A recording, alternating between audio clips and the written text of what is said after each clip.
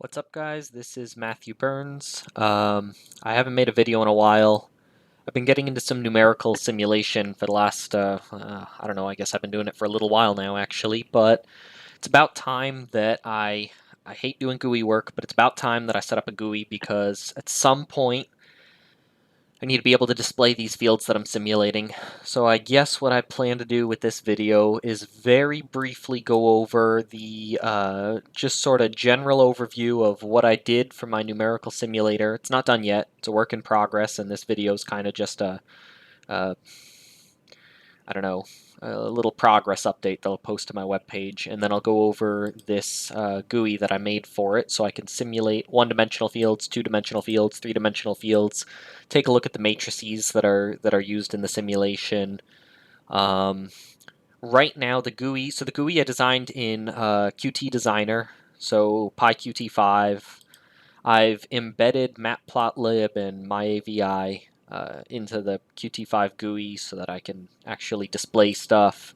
These are pretty much generic startup images when I embed something into when I embed MyAVI into PyQt5. Matplotlib has the capability to display spy plots for matrices, so you can see where the non-zero elements are, and these matrices that we're simulating are mostly they're very sparse. So in a matrix that's 200 by 200, I have 398 non-zero elements for the electromagnetic wave equation. So this isn't showing the electromagnetic wave equation. This is just a random matrix that I generated just to test plotting spy things. The only thing that I have hooked up to the actual simulator right now is this plot right here. So this plot, when I run the simulator, will receive Ethernet packets that are just being sent over localhost, and it's going to update the Matplotlib plot for this one-dimensional simulation right here in the GUI. And I guess, yeah, this is pretty much the first step at the beginning of the GUI. At some point, I'll have connect and disconnect. It'll allow me to link up to, I'm going to have a different computer running these simulations from the computer that's displaying the GUI, and this will allow me to connect to it over Ethernet. And I just plan to use this to run my simulation. So for the simulations, I'm using Eigen as my linear algebra library in C, and I've had to write a couple of sort of additional things to it. Do I have any of those includes here? Yeah, some Eigen++ stuff. So I wrote a little piece of code that'll give me the condition number. Working on writing a piece of code that'll permute a sparse matrix.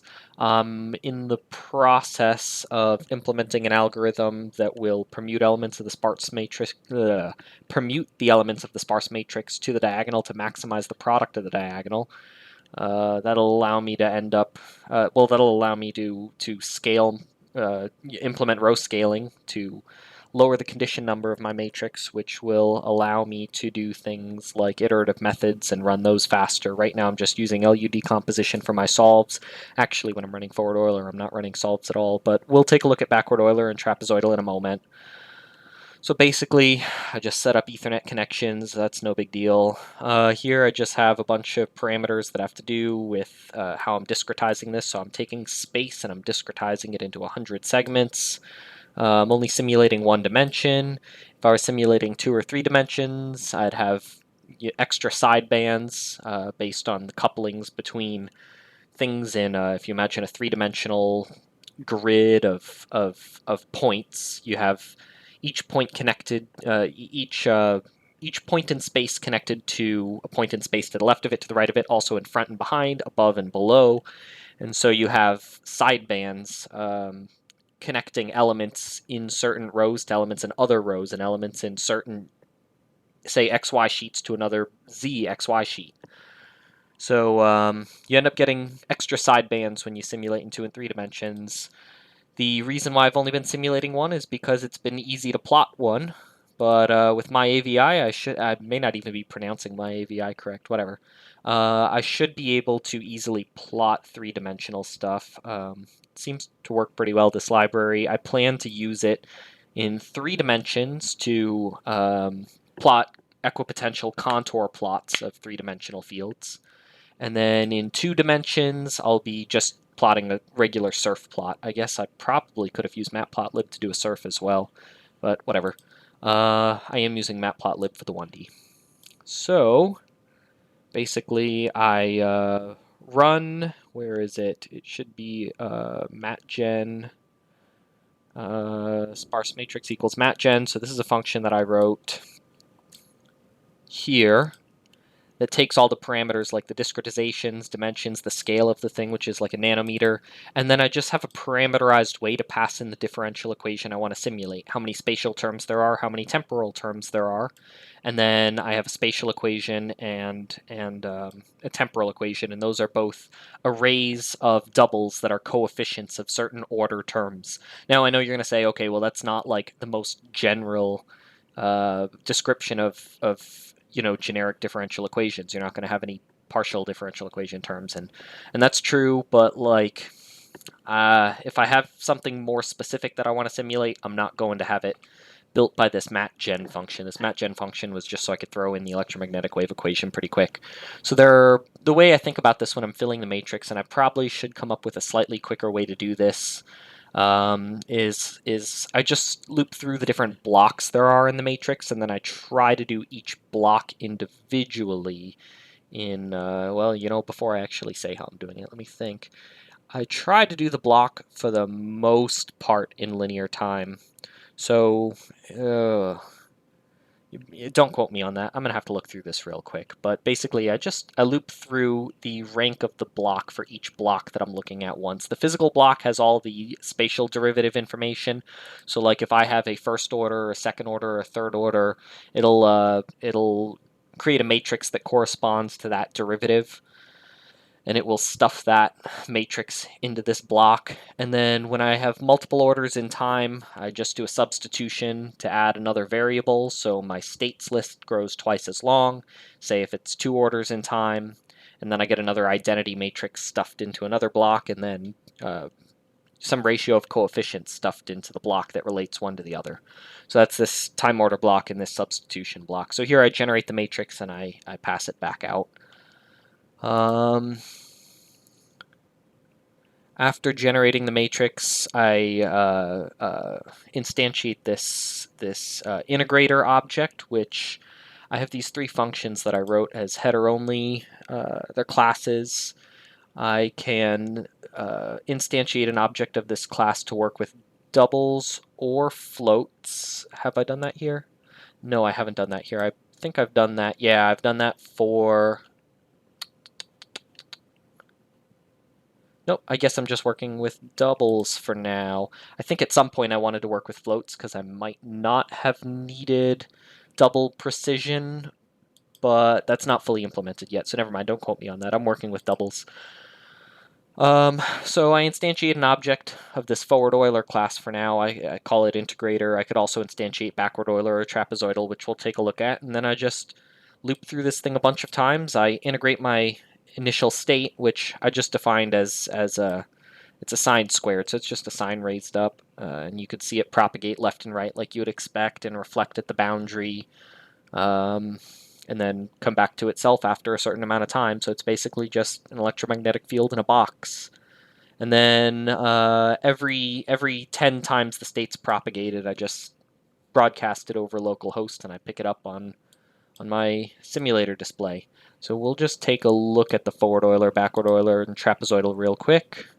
Well, before we do that, one last thing. Right now, I am running LUD, not for forward Euler. For backward Euler and trapezoidal, I am solving... Where's propagate? Backward Euler, propagate. I am solving with LU decomposition. I think I started to implement a different solver here, so that's not typically run. It's typically this solve here that's run. And I'm also solving with LU decomposition here. Eventually I'll be using conjugate gradient and other iterative methods, but I need to fully implement my permutation and row scaling algorithm before then. So I guess for now, let's just take a look at it.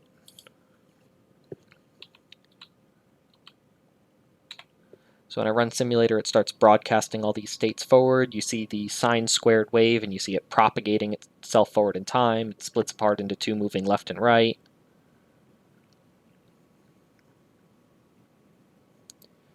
You might notice the line gets a little bit wiggly. There's some high energy content that's injected into the simulation, not because, well, okay, forward Euler does tend to inject energy into the simulation. Backward Euler tends to remove energy from the simulation. Trapezoidal likes oscillations in general. But the particular problem that this simulation is having is you notice this endpoint here actually moves up and down right now. When I crafted the initial condition, I tried to get these endpoints to be 0. I didn't put a whole ton of work into it. So it's actually not the end of this. The boundary conditions don't constrain the end to be 0. It constrains some imaginary point just past it to be 0. So a little bit of so the initial condition is not just this sine wave. There's some extra high energy content associated with the fact that it's not 0 at the ends, and that as it propagates through ends up producing some of these wiggles that you see. So anyways, that's the forward Euler simulation of the electromagnetic wave. If I pull back up VS Code, say I want to run backward Euler.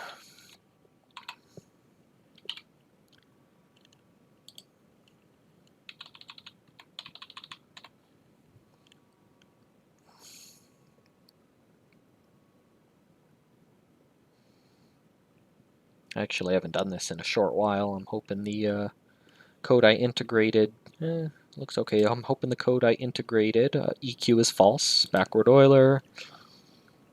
Where am I? EQ is false, so it's not even going to run any of that matching algorithm stuff. And EQ is false, so it's going to run the LU solver, so that should be good.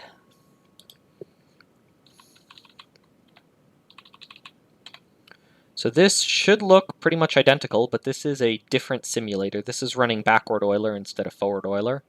So this is an implicit solve. It uses the time derivative, well, it requires an implicit solve. It uses the time derivative at the next step in time to determine what the following state's going to be from the initial state. So rather than x forward Euler, where xn plus 1 equals xn plus delta t times the time derivative at xn plus 1 equals xn plus dt times the time derivative at xn plus 1. And that requires you to do a solve, and we do everything we can to not invert matrices. Right now I'm using LU decomposition. It'd be so much better if I could use an iterative method. We have to do a, so that's it for backward Euler. Trapezoidal, we just use, half the time derivative at xn, half the time derivative at xn plus 1. I am going to run it. It's not going to look any different, so it's not like it's going to be much more exciting than backward Euler.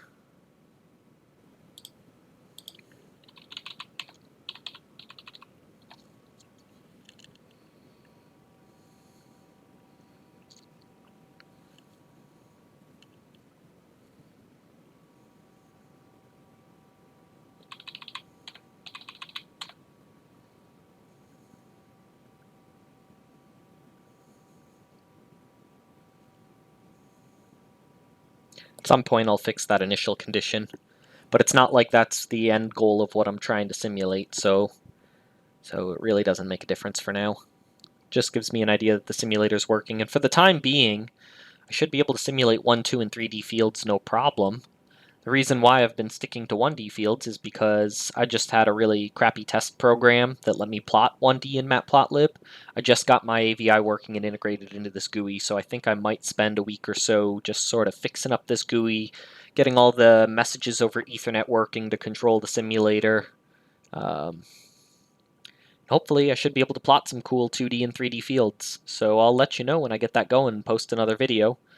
All of this so far, I'm going to take a snapshot of the code where it's at right now, both the GUI and the simulator in the background, and I'm going to post it to my website at www.bunchofelectricals.com. There are hyphens between all those words, so actually I'll probably pull it up so y'all can see. .bunchofelectricals.com. I'll be posting it probably today before I go to bed under new projects here. So if you take a look here later on in the week or whenever, should have some of the simulator stuff up. If you guys have any questions about what I'm working on or whatever, I probably won't be checking my email that much. If you post any comments on this YouTube video or whatever, I might be able to take a look and answer something there, or if there's something you'd like to see on this. But honestly, I have a direction I'm going with this, so I'm kind of doing my own thing. But happy to answer questions or whatever. If you guys are trying to get this up and running yourself, you'll be able to download this code from my website. Hope you enjoyed, and I'll see y'all later.